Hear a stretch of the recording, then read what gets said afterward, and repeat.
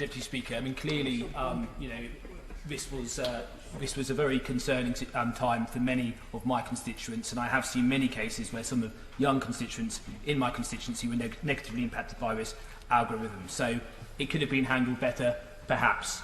It could have been handled better in Wales, perhaps. It could have been handled better in Scotland, perhaps. But what I would say, at an unprecedented time like this, when it's not even like you can go to a shelf and say, how do you reopen schools in the middle of a global pandemic? How do you award exam results when you have no exams? This is completely unprecedented. So I do think it's right that we take that on board. And I also think it is interesting with regards to the Labour Party. When it comes to reopening schools, getting kids back to school, when it comes to awarding exam results when you have no exams, it's not like the Labour Party said, right, this is our plan, you should do this. Here's a really detailed plan that you should follow.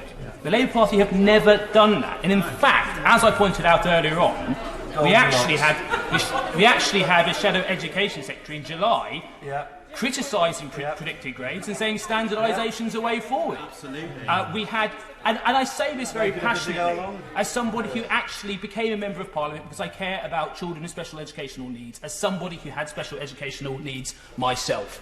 I do think the Leader of Her Majesty's Opposition should take some responsibility to the fact that we were not able to get more kids back to school before the summer holidays. And I think he should accept that responsibility. Looking forward, he made no effort. Your Labour Party have great influence in the National Education Union. You use none of that influence, and you continue to use none of that influences. And vulnerable children have paid the price because of your leaders' inaction. But what I would say, looking forward, Okay, let's calm down.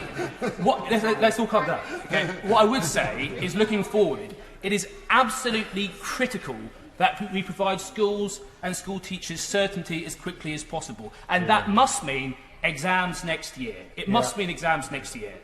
Okay, exams aren't perfect, but they have a place, and they should continue to have a place.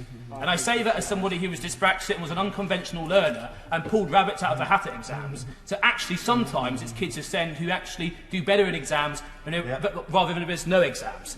So I do think we should also look at what happened in Germany, which is probably the main example of the country that carried out socially distanced exams.